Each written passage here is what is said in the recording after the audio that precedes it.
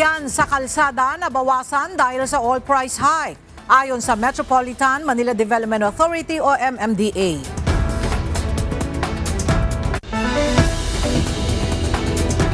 Tigil pasada ipinatutupad ng Grupong Piston ngayong araw. Libreng sakay ng MMDA at DOTR naka-standby sa iba't ibang lugar sa National Capital Region.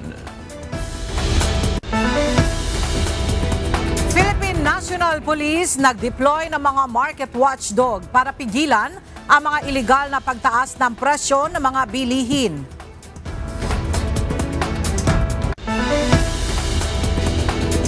Sapat na boto para maiakyat sa Senado ang impeachment case laban kay Vice President Sara Duterte, inaasahan ng House Good Government and Public Accountability. Testimonya ng witness laban sa siyam na opisyal ng DPWH-4B na kapwa-akusado ni Zaldico ayaw tanggapin ng depensa.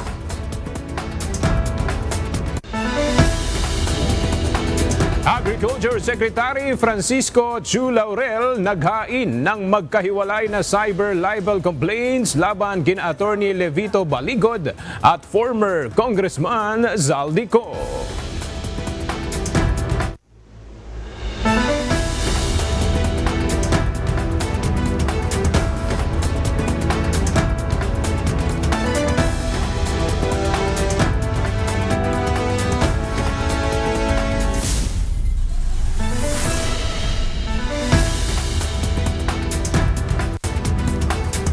Magandang tanghali mga kasangbahay. Ngayon po ay araw ng Huwebes, March 19, 2026. Tayo po ay sabayang napapakinggan sa Radyo La Verdad 1350, ang UNTV Radio. At una sa mga balita ngayong tanghali. Nasa higit 60 pesos na ang katumbas ng $1 base sa pinakahuling pagsasara ng palitan ng currency. Ngayong araw, 60 pesos and 6 centavos ang katumbas ng $1. Ito na ang pinakamababang palitan ng dolyar sa piso sa kasaysayan. Bunsod ito ng epekto sa ekonomiya ng tumitinding tensyon sa gitnang silangan. May bahagyang pagluluwag sa daloy ng trapiko mula nang tumaas ang presyo ng mga produktong petrolyo. Ito ang naobserbahan ng Metropolitan Manila Development Authority sa mga nakalipas na araw. Ayon kay MMDA General Manager Nicolas Torre III, hindi pa nila masabi ang eksaktong bilang ng mga nabawas na sasakyan. Ngunit nasa proseso na rin sila ng paggawa ng datos kaugnay nito. Since Monday, nag-start na kami ng mga scientific processes para magkaroon ng vehicle count at saka nung ma-measure with definitiveness yung traffic travel time at saka yung traffic speeds. Pero kung ang pag-uusapan natin, yung anecdotal na observation, well, nakita nyo rin siguro na medyo naramdaman natin na medyo lumuluwag ang mga kalsada. Good news sa mga commuter, mayroong 50% discount sa lahat ng mga pasahero sa LRT Line 2 at MRT Line 3 simula sa March 23, araw ng Lunes. Epektibo rin ang discount sa mga mayroong white beep cards na mga senior citizens, persons with disabilities at mga estudyante. Habang ang mga regular na pasahero naman ay pwedeng bumili ng single journey ticket na may 50% discount. Kinakausap pa ng Department of Transportation ang management ng LRT Line 1 para magpatupad din ng diskwento. Ang hakbang na ito ay upang maibsan ang gastos ng mga commuter sa araw-araw na pamasahe sa gitna ng epekto ng tensyon sa gitnang silangan. Voluntaryo at hindi sa pilitaan ang pagsama sa nationwide transport strike ngayong araw. Nakaantabay naman ang mga libreng sakay ng ilang ahensya ng pamahalaan sa iba't ibang lugar sa Metro Manila. Mula sa Quezon City, narito ang report ni Asher Kadapan Jr. Live.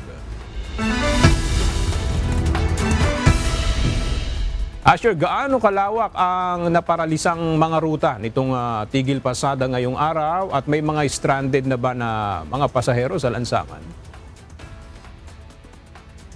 normal lang ang trapiko at walang naitatalang stranded na pasahero simula pa alas 5 kaninang madaling araw maging sa kasagsagan ng morning rush hour. Ito ang initial na assessment ng Metropolitan Manila Development Authority o MMDA as of 10 a.m. ngayong umaga. Kasabay ng pagdagsa ng mga pasahero ay ang patuloy naman ang pagdating ng mga pumapasad ng Public Utility Vehicle o PUJ o PUV sa ilang lugar dito sa Quezon City. Sa gitna ito ng isinasagawang nationwide transport strike ng grupong pagkakaisa ng mga samahan ng chopper at operator nationwide o PISTON. Bahagi ito ng panawagan ng grupo sa mga hakbang ng pamahalaan kaugnay ng pagtaas sa presyo ng mga produktong petrolyo na epekto ng tensyon sa gitnang silangan. Ayon kay Piston National President Modi Floranda, inaasahan nila ang partisipasyon sa tigil pasada ng mga PUV operator at drivers kahit hindi nila miyembro. Nagpaabot rin anya sa kanila ng pakikiisa ang iba't ibang sektor at grupo ng transportasyon. Kung sa bahagi po natin sa Piston ay nasa 10,000 po dito sa buong National Capital Region yung makikiisa at nasa iba't ibang mga masap. Na meron tayong 20 masap area dito sa NCR at maya-maya ay yung iba ay didikit dito, yung malapit dito sa Welcome Rotunda. Sa kabila nito, nilinaw ng Piston na hindi naman nila pinipigilan na mamasada pa rin ang ibang mga pampublikong transportasyon. Sa atin ay ang layunin naman natin ay kusan loob. Dapat kusan loob silang huminto dahil ito naman ay hindi lang para kung kanino, ito ay para sa lahat. At siyempre yung kalagayan ng sektor ng transport ay hindi talaga maiwasan. Yung iba dyan naghahabol ng pang-almusal na para sa kanilang pamilya, kahit yung iba ay bumibiyahe pa. Pero mamaya makikita naman natin yan na totally mawawala po yan sa lansangan. Tiniyak naman ng MMDA na magpapalabas sila ng mga libreng sakay sa Metro Manila para makatulong sa mga pasaherong posibleng mahirapan sa pagbiyahe dahil sa transport strike. Ngunit inihayag ng ahensya na wala pa silang dinidispatch na libreng sakay ngayong umaga dahil wala pa naman anyang mga stranded na mga pasahero. Magtatalaga naman sila kapag kinakailangan na. Paliwanag pa ng MMDA, hindi nais ng ahensya na maging kompetensya pa ang mga libreng sakay sa mga jeepney driver na hindi sumama sa strike at patuloy na naghahanap buhay at nagseserbisyo sa commuters. Gayunman, nakamonitor nila ang Emergency Operations Center ng MMDA Metro Base. Samantala, nag-anunsyo rin ng Department of Transportation ng mga ruta ng 7 bus na maghahatid ng libreng sakay. Itatalaga ito sa ilang lugar sa Metro Manila mula alas 7 ng umaga hanggang alas 8 ng gabi ngayong araw. Kabilang sa mga ruta ng libreng sakay ay ang Quiapo, Welcome Rotunda, Welcome Cubao, Nagtahan Cubao, Taft United Nations o UN Avenue, Parañaque Integrated Terminal Exchange o PITX at Loton PITX. Ngunit nilinaw ng DOTR na standby units pa lang din ang mga ito at ilalabas lang kung magkakaroon ng stranded na pasahero.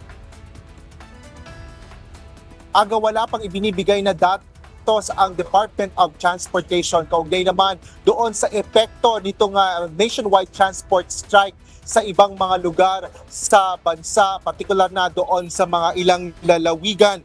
Pero dito sa Welcome Rotunda ay nakaposte dito sa likuran ko itong mga ilang mga rallyista at nagsasagawa ng kilos protesta at mamaya ay inaasahan natin o nakatakdang magbigay din ng kanilang unang or report para sa day 1 ng kanilang transport strike itong grupo ng Piston.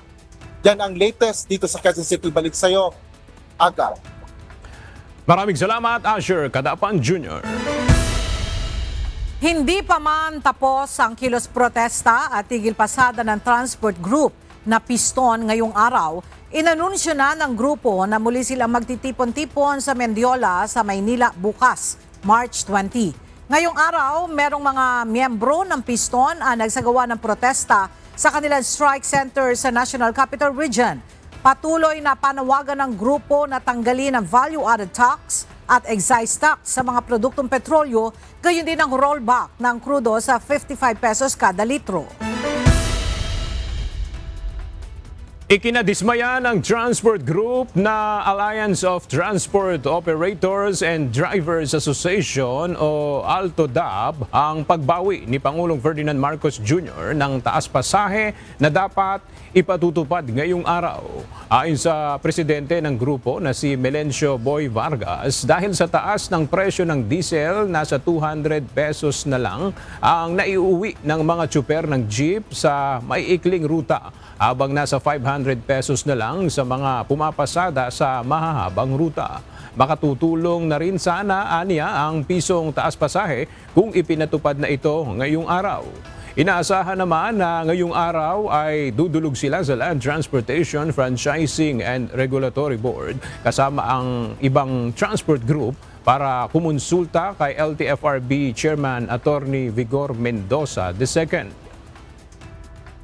Nalulungkot kami dahil sana po imbes na matutulungan na po yung ating mga kasyupiran, yung ating po mga driver, ay bigla pong napigil dahil matagal na po namin inaantay ito dahil kami po ang nag-file talaga ng fair hike. Nagpahayag ng pagkalito si Senator Amy Marcos sa ginawang pagsuspinde ng kapatid nito na si Pangulong Ferdinand Marcos Jr. sa ipatutupad sanang dagdag pasahe sa mga pampublikong sasakyan. Kaugnay nito, isinusulong naman ng isa pang mambabatas ang pagbibigay ng subsidiya sa transport sector upang maibsan ang epekto ng patuloy na pagtaas ng presyo ng langis. May ulat si Jed Neresina. Binatikos ni Senator Amy Marcos ang kanyang kapatid na si Pangulong Ferdinand Marcos Jr. dahil sa pagsuspindi ng taas pasahe na nakatakda sanang ipatupad ngayong araw. Sa isang panayam kahapon, March 18, inihayag ng senadora na nakakalito ang hakbang na ito ng administrasyon. Oo nga, nakakalito. Nakita naman natin sa kalsada halos walang tao kasi akala may fair hike. Biglang inatras na naman. Ano ba talaga? Wala ba kayong GC? Isang araw bago ang pahayag na ito, inaprubahan ng Senado sa ikatlo at huling pagbasa ang panukalang batas na nagbibigay kapangyarihan sa Pangulo na suspindihin o bawasan ang excise tax sa langis na layong maibsan ang epekto ng malakihang dagdag sa presyo ng mga produktong petrolyo na dulot ng digmaan sa Middle East. Noong Martes, March 17, inianunsyo ng Land Transportation Franchising and Regulatory Board ang ipatutupad na dagdag pasahe sa mga jeep, bus at iba pang uri ng public transportation. Ngunit sa isang video message na inilabas ni PBBM kahapon, ipinag-utos nito sa Department of Transportation na suspindihin ang implementasyon ng fair hike. Nakakalito. Ginulo ninyo kami hanggang gabi kagabi na tapusin na yung excise tax authorization sa presidente. Pagkatapos sasabihin naman ng ating finance secretary na hindi pa kailangan yung excise tax na yan. GC please, hilong-hilo na kami. Samantala bilang tugon sa desisyon ng palasyo, binigyang diin naman ni Senate President Vicente Tito Soto III na mas mainam na magbigay ng subsidiya sa transport sector upang matulungan ang mga driver at operator na makabawi sa kanilang lugi. Jed Neresina, UNTV News and Rescue. Diyos ang aming sandigan, serbisyo publiko ang aming pinahahalagahan. Puspusan ang ginagawang pagbabantay ng pamahalaan laban sa mga hindi otorisadong pagtaas ng presyo ng mga pangunahing bilihin sa gitna ng sunod-sunod na oil price hike. Bilang bahagi nito, pinaigting pa ng Philippine National Police ang presensya ng kanilang mga tauhan sa paligid ng mga pamilihan at grocery stores. Mula sa Kamkrame, may report si Lea Ilagan live. Leia, bukod ba sa pagbabantay at seguridad, may iba pa bang mandatong ibinigay sa mga pulis? Magandang tanghali sa iyo, Aga. Inatasan na nga ng pamunuan ng Philippine National Police ang mga unit nito sa buong bansa na tiyaking walang mga vendor o retailer ang magsasamantala sa krisis sa pamagitan ng pagtataas ng presyo ng kanilang mga paninda. Ayon kay PNP Chief Police General Jose Melencio Nartates Jr., Pangunahing mandato sa kanila ang masigurong hindi iiral ang profiteering. Kaya naman, nag-deploy ang PNP ng mga pulis na magbabantay sa mga pamilihan at grocery stores. Nauna nang pinaalalahanan ng Pangulo ang mga Pilipino na hindi naman kailangan mag-hoard ng mga pangunahing pangangailangan. Base rin umano sa kanilang obserbasyon, sinusunod ng mga negosyante ang presyong itinakda ng Department of Trade and Industry o DTI. Nagbabala naman ang hepe ng pambansang pulisya na may katapat na parusa ang mga lalabag dito.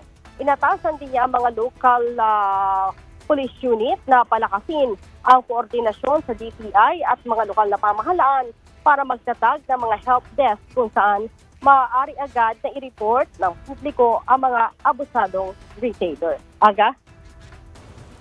Maraming salamat, Lea Ilagan.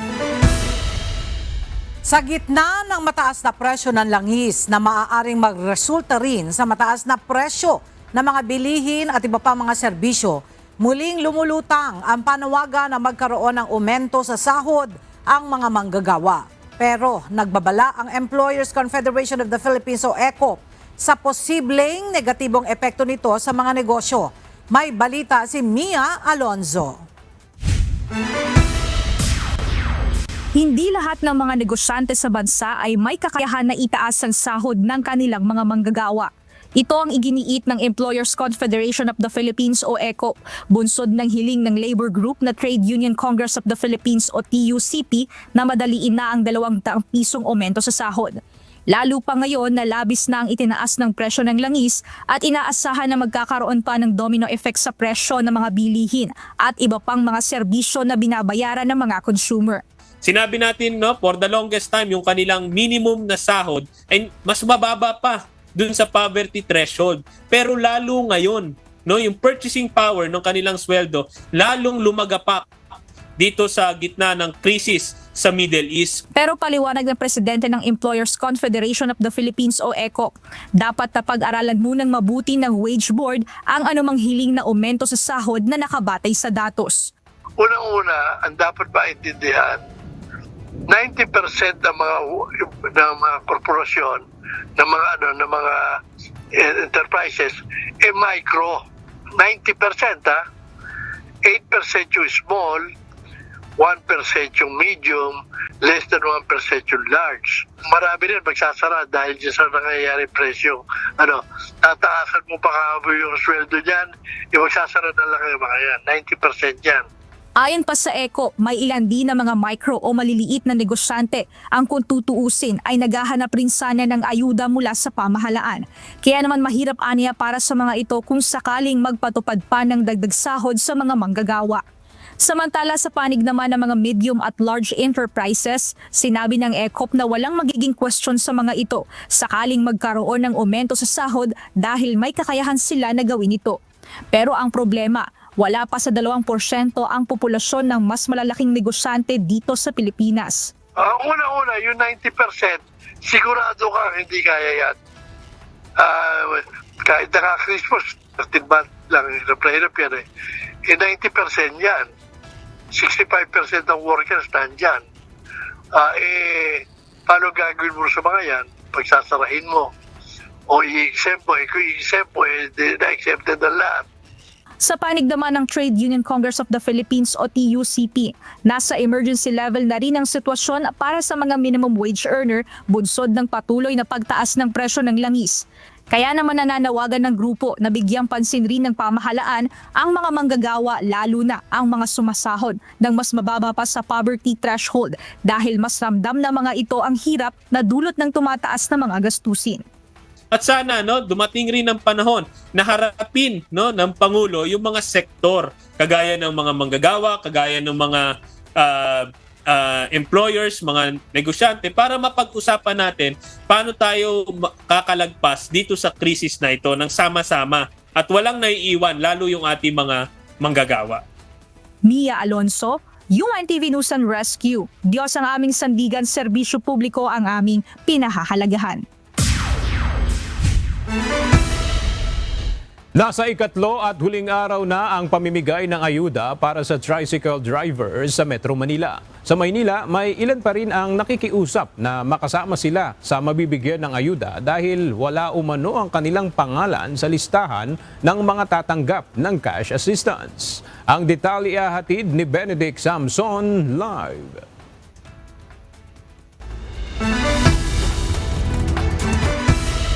Benedict, ano yung problema? Bakit hindi sila makakuha ng ayuda? At wala bang balak ang DSWD na palawigin pa itong schedule ng payout? Magandang tanghali, Aga. Ayon nga sa team leader ng Manila Social Welfare and Development, kung hindi expired na driver's license ay national ID yung ginagamit nila nga pampresenta dito nga sa mga table ng DSWD na ayon nga sa DSWD ay hindi nila pinahihintulutan. Labis ang pakiusap ni Joselito Kasaway, presidente ng Intramuros TODA, na maisama ang higit 20 nilang katoda na mabigyan ng 5,000 pesos cash assistance mula sa DSWD. Anila alas 11 ng gabi nitong Sabado na nagkapasahan ng listahan kung kaya't ang mga miyembro nilang tulog na sa mga oras na iyon dahil sa maghapong pamamasada ay hindi nakapagpasa ng hinihinging requirement. Yun yung mga nahuling yung mga nahuling nagpasa. Pero sabi naman ng DSWD sa amin, nag-meeting kami, basta Lunes at kumpleto lahat ng mga dokumento, lahat makakakuha. Kaso nga, yung nagpasa kami ng Lunes, ang DSW parang nawala sa programang sinabi sa amin. Yun lang po ang naiintindihan ko sa usapan namin nung nag-meeting kami. Nag-meeting naman kami. Kaso nga lang, ang TMU naman nagbabilis ng kilos para at least lahat magkaroon. At magkaroon ng mga ayuda ng mga ganyan. Ngunit sa mga naunang pahayag ni DSWD Secretary Rex Gatchalian, sinabi nito na nakahanda naman ang ahensya na magkaroon ng extension sa pamamahagi ng ayuda para sa mga tricycle driver. Paalala naman ng DSWD na nararapat na updated at hindi expired ang lisensya ng isang claimant para sigurado na makakakuha ng ayuda sakaling itakda ng DSWD ang susunod na batch ng pamamahagi nito. Aga bago nga mag alas 11 kaninang umaga ay natapos na ng Manila DSWD itong pamamahagi ng ayuda sa nasa higit 700 mga tricycle driver dito sa itinalagang payout center sa Ermita, Manila. At yan muna ang ating update mula rito sa Maynila. Balik sa inyo dyan, Aga. Maraming salamat, Benedict Samson. Pinuna ni House Speaker at Isabela 6 District Representative Faustino Boji III ang antala sa paglalabas ng pondo ng Department of Budget and Management o DBM. Ginawa nito ang pahayag matapos ireklamo ni House Deputy Speaker Antipolo 1st District Representative Ronaldo Puno ang delay sa budget releases para sa infrastructure projects sa congressional districts. Narito ang report ni Rosalie Coz. Umapela na si House Speaker at Isabela 6 District Representative Faustino Boji III sa Department of Budget and Management o DBM na gawin ang trabaho nito at bilis-bilisan ng pagkilos. Kaugnay ito ng mabagal na paglalabas ng pondo ng ahensya para sa mga proyekto sa congressional districts. Ginawa ng House Speaker ang pahayag sa huling sesyon sa plenaryo ng Kamara Miyerkules, March 18, bago ang recess ng Kongreso para sa summer break. Gayun din matapos ireklamo ni House Deputy Speaker Antipolo 1st District Representative Ronaldo Puno ang delay sa budget releases para sa infrastructure projects sa congressional districts. Kaya naman po, sa mga kaibigan natin sa DBM, ayusin niyo naman ang inyong trabaho. Bilis-bilisin niyo naman ang inyong mga pagkilos. Huwag yun nung sayangin ang oras at huwag na huwag nating paghintayin ang taong bayan. Ika nga, aanuin pa ang damo kung patay na po ang kabayo. Giit ni Deputy Speaker Puno, wala umanong pondo ang public works projects sa mga distrito. Nire-require din umanong magpa-bid out muna para sa mga proyekto bago i-release ang pondo. Lahat ng public works projects pala ngayon are for later release, FLR. So walang pondo pala yung mga regions at districts ng DPWH. para i-bid out yung mga project. Sabi nila, dapat i-bid daw yung projects at kung may manalo, ipadala sa DBM para magdidesisyon yung DBM kung i-authorize nila yung Secretary of Public Works na mag-issue ng SARO to the corresponding district engineer or regional director for that specific project. Sa isa namang pahayag, binigyang diin ng DBM na hindi nito inaantala ang mga proyekto. Tinitiyak lamang nitong sang-ayon sa batas ang paglalabas ng public funds at alinsunod sa budget na inaprubahan ng Kongreso at nilagdaan ng Pangulo. Gate din ng ahensya, hindi ito makapaglalabas ng pondo para sa isang proyekto nang hindi nire-request ng implementing agency. Nagmumula rin ang paglalabas ng budget sa official request ng mga nagpapatupad na ahensya at hindi sa sariling pagpapasya ng DBM. Dagdag pa nito, hindi tamang sabihing hinihingi ng DBM na ibid muna ang mga proyekto bago magpasya kung ilalabas ang pondo. Bagkus ang payo ng DBM sa mga ahensya, magsagawa ng early procurement activities para sa mga programa at proyekto na nasa National Expenditure Program o NEP. Ito ay upang maihanda ng maaga ang mga proseso ng procurement at mapabilis ang pagpapatupad ng mga proyekto. Rosa Licoz, UNTV News and Rescue. Diyos ang aming sandigan, serbisyo publiko ang aming pinahahalagahan. Naghain ng resolusyon ang ilang senador na naglalayong bumuo ng isang ad hoc committee para magsagawa ng paghahanda sa mga posibleng epekto ng sigalot sa Middle East. Layunin ng nasabing komite na matugunan ang mga socio-economic challenges o hamon sa kabuhayan at lipunan na maaaring idulot ng lumalalang tensyon sa rehiyon. Mula sa Senado, may detalye si Jed Neresina Live. Jed, may plano na ba ang binuong komite? Kailan sila magpupulong? Aga-ayon sa chairperson ng ad hoc committee na si Senator Sherwin Gatchalian, target nilang mag-convene sa susunod na linggo bilang kailangan ng sense of urgency dito sa nangyayaring krisis ngayon sa bansa. Pinagtibay ng Senado ang Senate Resolution number 350 na naglalayong itayo ang Protect Committee o ang Proactive Response and Oversight for Timely and Effective Crisis Strategy. Ang nasabing resolusyon ay inihain ni Senate President Vicente Tito Soto III, Majority Leader Juan Miguel Zubiri at Minority Leader Alan Peter Cayetano. Pangunahing layunin ng komite na gumawa ng mga hakbang para mapangalagaan ang food at energy security, katatagan ng ekonomiya at trabaho ng mga Pilipino habang may gulo sa gitnang silangan. Binigyang diin sa resolusyon na ang nasabing panel ang magiging responsable sa pagsusuri ng mga epekto ng nagpapatuloy na tensyon sa pagitan ng Estados Unidos at Israel laban sa Iran at sa pagrerepaso ng pagbuo at pagpapatupad ng mga Comprehensive National Contingency Plan. Itinalaga bilang chairman ng nasabing panel si Senator Sherwin Gatchalian na siya ring chairperson ng Committee on Finance. Makakasama niya bilang mga vice chairperson ang mga pinuno ng Committees on Energy, Agriculture, Food and Agrarian Reform, Trade, Commerce and Entrepreneurship at Tourism.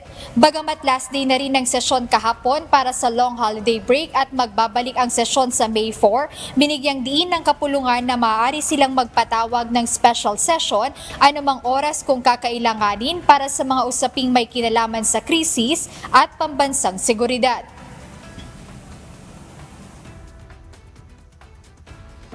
We'll convene target namin next week, no? Kasi nga may sense of urgency to. Ilalatag namin mabuti ano ba yung mga effects at na-monitor ko yung situation. Until now, walang makasabi kung kailan matatapos tong conflict. In fact, nagpadala lang ang Amerika ng mga Marines, no? Mga 25,000 Marines. So, that's not a good sign. And the Strait of Hormuz until now, nakasarado pa, no? So with that, maraming uncertainty and we need to prepare. Aga, para sa kaalaman ng publiko, yung ad hoc ay isang Latin phrase na nangangahulugang para sa layuning ito. So yung ad hoc committee o panel na binuo ng Senado ay para lamang o ginawa para matugunan agad yung krisis na nararanasan dito sa bansa dahil sa nagpapatuloy na tensyon sa gitnang silangan. Ayan muna update mula rito sa Senado. Balik sa inyo, Aga. Maraming salamat, Jed Neresina. Manatili po kayong nakatutok sa UNTV. Magbabalik ang C-News. Nagbabalik ang C-News.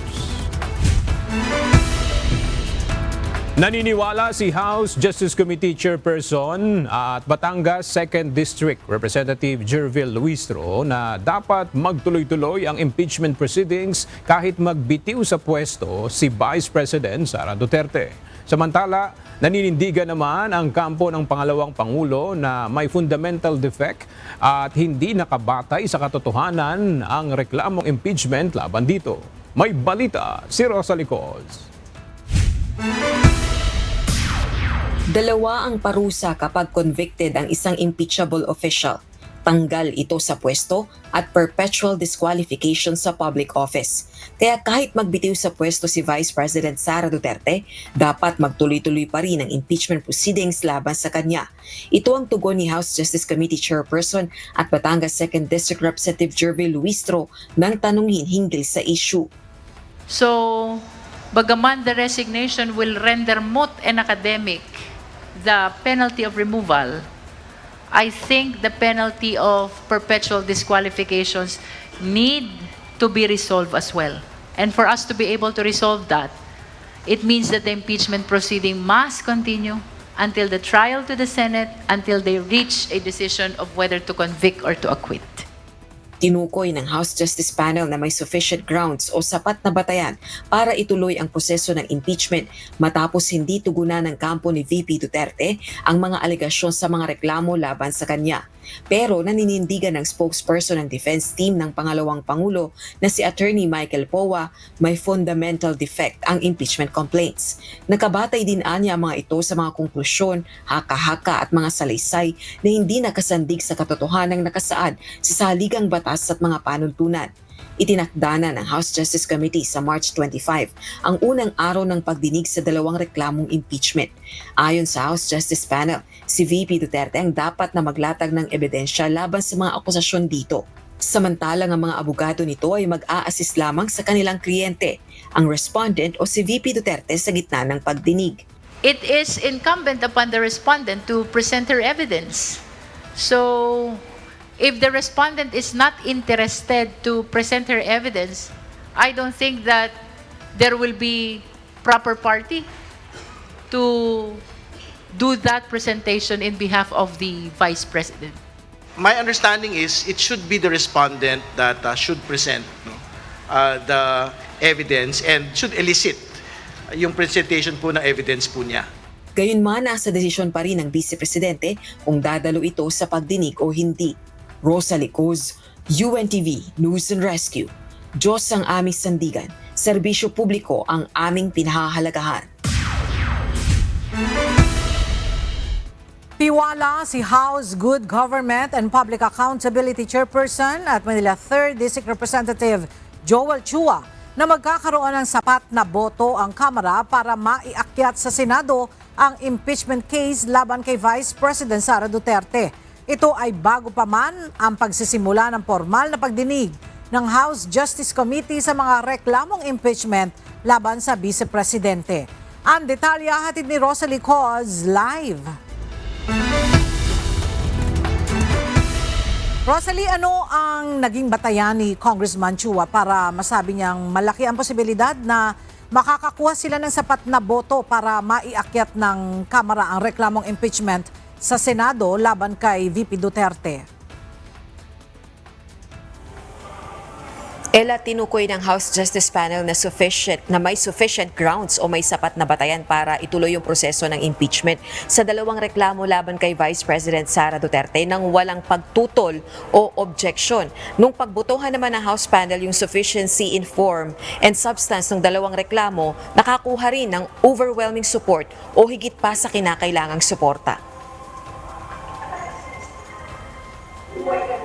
Kaya ayon kay House Good Government and Public Accountability Chairperson, Manila 3rd District Representative Joel Chua, malinaw na kayang maabot ang sapat na boto sa Kamara para maiakyat ang impeachment cases sa Senado para sa paglilitis. Miyembro rin ng House Justice Committee ang kongresista. Gate naman ito, walang minamadali dahil dumadaan naman ito sa proseso. Hindi rin anya ang Kamara ang complainant sa kaso kundi ang may mandato sa impeachment process. Samantala, ayon naman sa isa sa mga abogado ni VP Duterte para sa impeachment process na si Attorney Michael Poa, hindi na ito nabigla sa desisyon ng House Justice Committee nang ideklarang may sufficient grounds para sa impeachment. Pero naninindigan itong walang batayan at nakasalig sa haka-haka yung mga reklamong impeachment laban sa Vice Presidente. Yan muna ang latest live mula rito sa Kamara. Balik sa iyo, Ella. Maraming salamat, Rosalie Coz. Formal lang nag-adjourn indefinitely ang Technical Working Group for Asset Recovery ng Independent Commission for Infrastructure o ICI. Kasunod ito ng matagumpay na operasyon kung saan bilyong-bilyong pisong halaga ng mga frozen at recovered assets mula sa mga anomalya sa flood control ang naitala ng grupo. Narito ang report ni Jed Neresina. Tapos na ang trabaho ng Technical Working Group for Asset Recovery ng Independent Commission for Infrastructure. Ayon sa chairperson nito na si Cybercrime Investigation and Coordinating Center, Undersecretary Renato Aboy Paraiso. Ayon kay Yusek Paraiso, dahil sa pagtutulungan ng iba't ibang ahensya ng pamahalaan, nakakuha sila ng kabuuang 24.8 billion pesos na assets na may kaugnayan sa flood control projects anomaly. So kahapon po nag-meet at nag-adjourn kami indefinitely. Nagpaalam na ho si Justice Andy Reyes sa Technical Working Group at nagbigay ng report sa amin. Ngayon talaga nakita namin yung effort namin na nagbunga talaga kasi nagsama-sama lahat ng government agencies at nakita natin yung tally, it's around 24.8 billion na mga assets frozen at saka assets recovered ng TWG na to na yun yung nireport sa atin ni Justice Andres. Dagdag ni CICC Executive Director, nagbunga ang whole of government effort kaya't pinasalamatan din niya ang naging paggabay ng commissioners ng ICI at iba pang opisyal ng gobyerno. Aniya, ang naturang halaga ay tinuturing na konkretong resulta ng investigasyon para sa publiko. Kami naman ho, malaki ho ang pasasalamat namin kay Justice Andy Reyes, kay Com Babe Singson, kay Commissioner Fajardo, kay E.D. Bryan, kay General Azurin, dahil yung paggabay nila sa amin sa paggawa nito. Ako personally, I am proud to be part of that particular group na may nagawa ho talaga tayo para sa ating mga kababayan, something concrete na may pagmamalaki natin. Kaugnay nito na una nang inihayag ni ICI Chairperson Retired Justice Andres Reyes na hanggang March 31 na lang ang magiging operasyon ng komisyon at sinabi niyang tatapusin na lang nila ang kinakailangang ilang administrative process. Jed Neresina, UNTV News and Rescue. Diyos ang aming sandigan, serbisyo publiko ang aming pinahahalagahan. Ipinagpapatuloy ngayong araw ang malversation trial ng 9 na kapwa-akusado ni Zaldico na mga tauhan ng DPWH Mimaropa Region. Bago pa lamang magsimula ang cross-examination, tinututulan na agad ng depensa sa pagtetestigo ng witness. Ang detalye sa report ni Evan Alvarez live. Evan, ano yung partikular na tinututulan ng depensa dito sa testigo?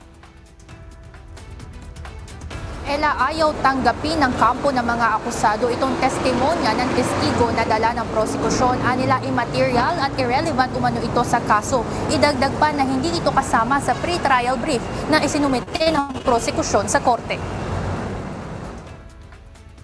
Yan ang ang ilan sa rason ng mga abogado na akusado ngayon sa kasong malversation.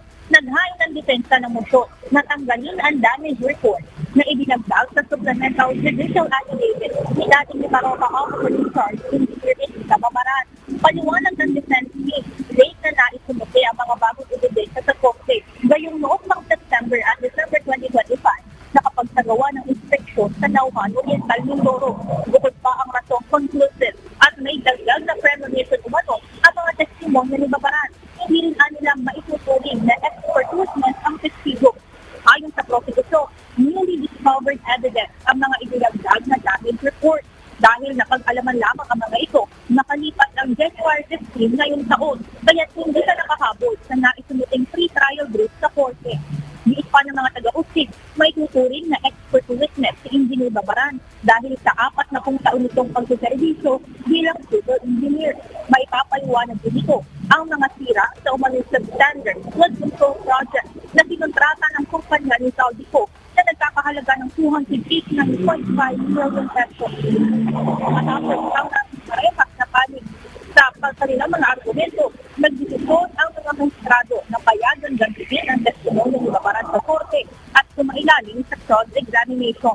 Paliwanag ng Sandigan Bayan 6th Division, ang mga karagdagang documentary evidence ay bahagi lamang ng mas malalim na pagpapaliwanag ni Engineer Babaran sa kanyang mga testimonya, kaya't pinapayagan nilang magamit ang mga ito.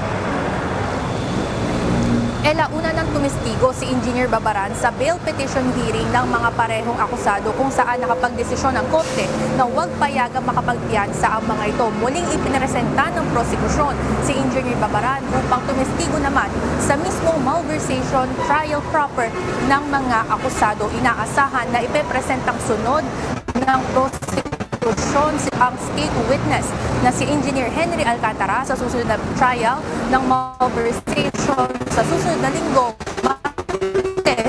March 23.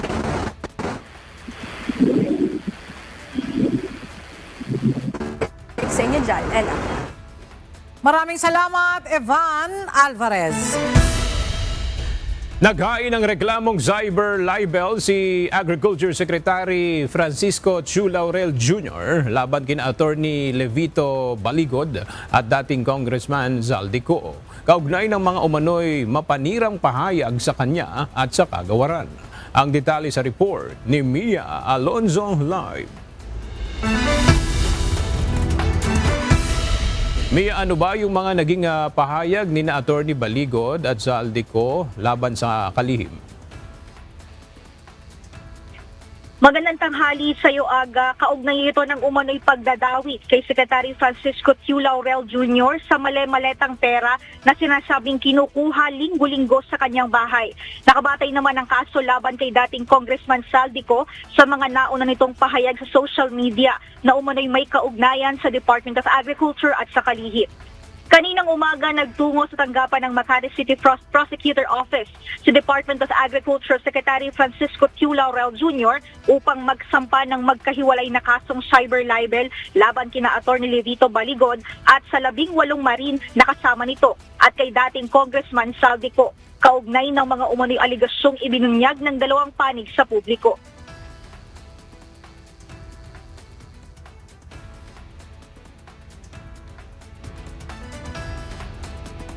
Doon sa final affidavit nila, sinasabi nila kumukuha sila ng pera linggo-linggo sa bahay ko, no?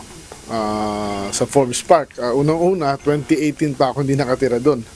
No, I live in another place in Makati, not in that village at all. So, yun lang, palpak na eh. Then I don't know any of those 18. Nauna nang nagain ng affidavit ang 18 former Philippine Marine Corps kaugnay ng male-maletang pera na kinukuha umano sa bahay mismo ng kalihim. Habang ang mga alegasyon naman na inihayag online ni dating Congressman Zaldico kamakailan ay tungkol sa umano'y sindikato at agricultural smuggling. Kaugnay nito, ikinagulat at mariing pinabulaanan ng kalihim ang naturang alegasyon at hudyat na aniya ang kanyang inihain na kaso para labanan ang mga ito. Pagbibigay diin ni Tularel na wala siyang ugnayan kay Ko at inihayag rin ito na hindi sila magkasundo. Habang muling iginiit ng kalihim na hindi niya kilala ang 18 Marines na nagdawit sa kanya. Dagdag na pakiusapan ni Secretary Tularel na sa 18 Marines na magsabi na aniya ang mga ito ng totoo at huwag aniyang magpagamit sa kung sino umano ang nasa likod nito. At yan muna ang update. Balik sa iyo, Aga. Maraming salamat, Mia Alonzo. Kakasuhan ng Department of the Interior and Local Government o DILG sa Ombudsman ang 45 mga dati at kasalukuyang opisyal ng Bureau of Fire Protection. Kabilang dito ang suspended fire director na si Jesus Fernandez at iba pang matataas na opisyal. Sa press conference kanina, sinabi ni DILG Secretary John Vic Remulla na sangkot ang mga ito sa umano'y anomalya sa pagbili ng mga fire truck mula 2018 hanggang 2024. Ang dating 1,000-gallon fire trucks na ibinebenta ng halos 6 million pesos bawat isa noong 2014 ay umabot sa 15 million pesos dahil sa korupsyon. Ayon kay Secretary Remulla, haharap sa mga kasong grave misconduct, serious dishonesty, gross neglect of duty at paglabag sa Anti-Graft and Corrupt Practices Act ang mga kakasuhan. Hindi inflation ang nagpataas ng presyo ng mga fire trucks, korupsyon. Habang ang ating mga tapat na bombero na nagbubuwis ng kanyang buhay gamit ang mga lumang kagamitan, ang mga opisyal sa itaas na pinakakita ng pondo ng bayan. Kaya ngayon, haharap sila sa patong-patong na kaso. 4 na po mga driver ang nasampahan ng reklamong administratibo sa first quarter ng 2026 dahil sa paglabag sa Republic Act 10586 o ang Anti-Drunk and Drug Driving Act of 2013.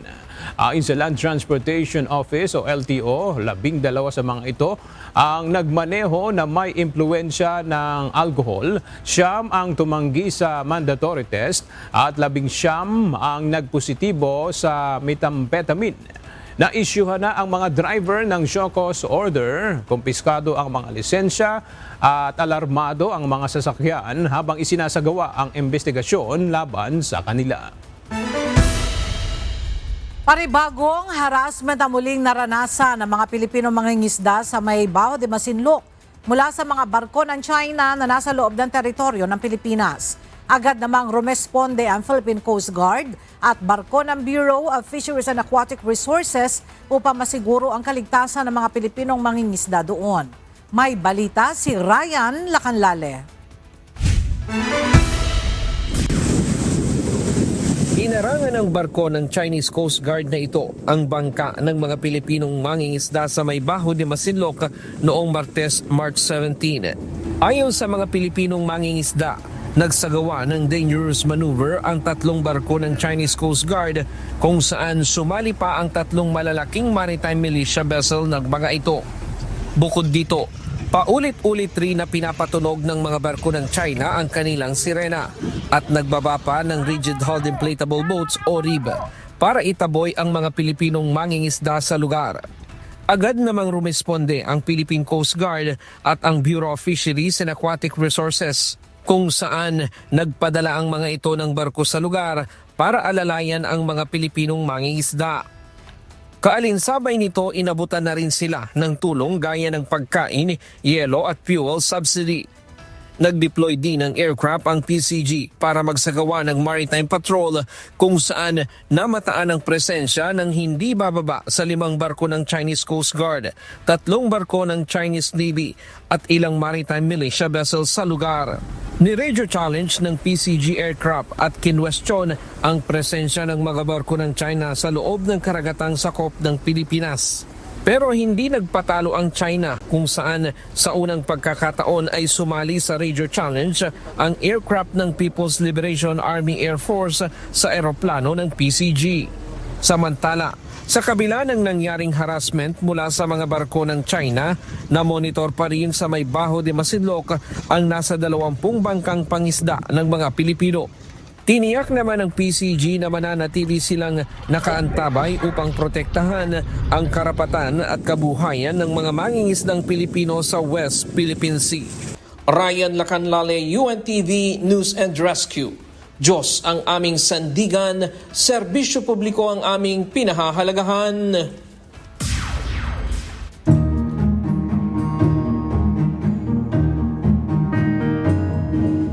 Hinikayat ng Iloilo City Government ang mga Ilonggo na i-report ang mga gasolinahan na naniningil ng sobrang taas ng presyo ng gasolina.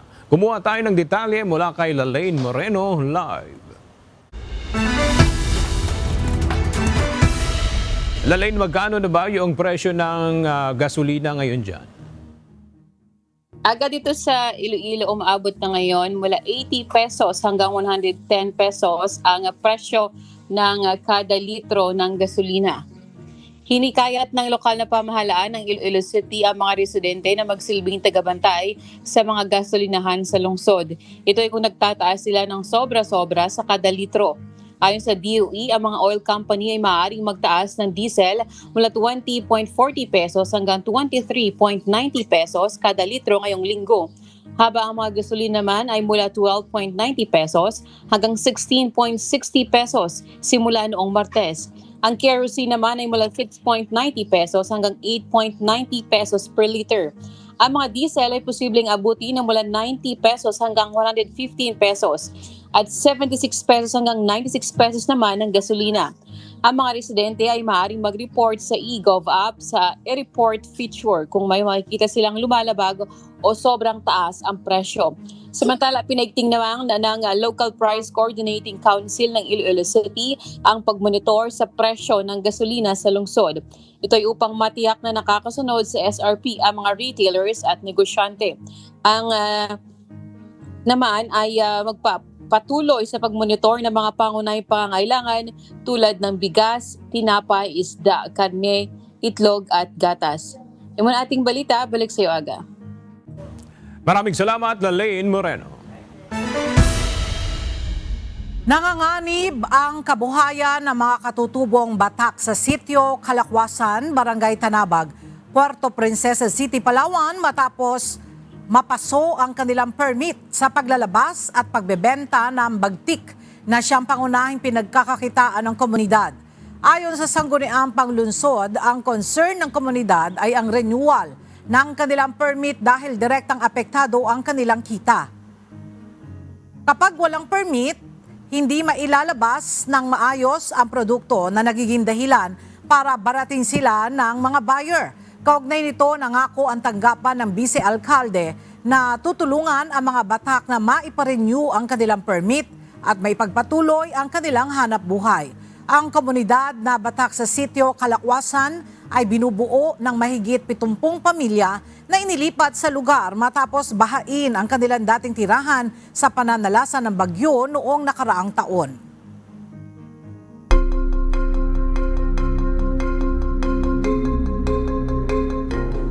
Isang matinding pag-atake ang isinagawa ng Iran sa Ras Laffan Facility, ang pinakamalaking gas hub sa buong mundo na matatagpuan sa Qatar. Ayon sa Qatar Energy, nagdulot ng malawak na pinsala ang mga missile strike sa pasilidad na nasa hilagang bahagi ng bansa. Lumikha rin ito ng sunog na tanaw mula sa hanggang 30 kilometrong layo. Kinundina ng Ministry of Foreign Affairs ng Qatar ang tinawag nitong brutal Iranian attack na direktang banta sa pambansang seguridad. Samantala, iniulat din ng depensa ng Qatar na napigilan ng kanilang air defense system ang 2 ballistic missiles at walang naiulat na nasawi. Kasunod nito, binigyan ng direktiba ng Doha ang mga Iranian military at security attachés na lisanin ang bansa sa loob ng 24 oras. Nanawagan si Australian Prime Minister Anthony Albanese sa mga kababayan nito na maging panatag sa gitna ng nangyayaring gulo sa gitnang silangan.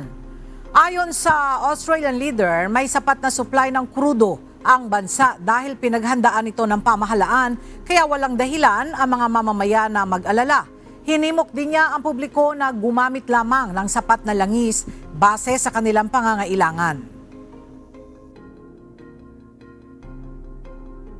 My message to Australians is please do not take more fuel than you need. It's the Australian way to think of others, to think of their neighbours, their community, and also to think of the national interest. Nag-viral ang isang pambihirang video kung saan ipinakita ng Municipal Police sa Madrid ang pagsasanay ng asong si Paco, ang tinaguriang hero dog. Sa isang simulation exercise, makikita si Paco na nagsasagawa ng cardiac massage o CPR sa isang pulis na kunwari ay nawala ng malay. Agad itong umani ng papuri at paghanga mula sa publiko dahil sa kahusayan at dedikasyon ng naturang aso sa kanyang pagsasanay. Ayon sa mga otoridad, layunin ng ganitong training na ipakita ang kakayahan ng mga service dogs sa pagtulong sa mga sitwasyong pang-emergency.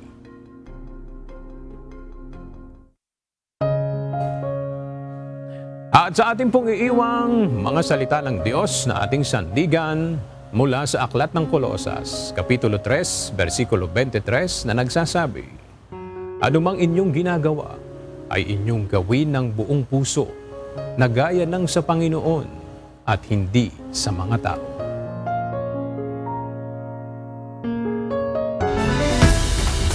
At yan ang mga balitang aming tinutukan at inaksyonan dahil sa aming pagbabalita, una ang pagkalinga sa kapwa. UNTV CE News, may balita saan mang panig ng daigdig. At dito sa UNTV, Diyos ang aming sandigan, serbisyo publiko ang aming pinahahalagahan. Magandang tanghali.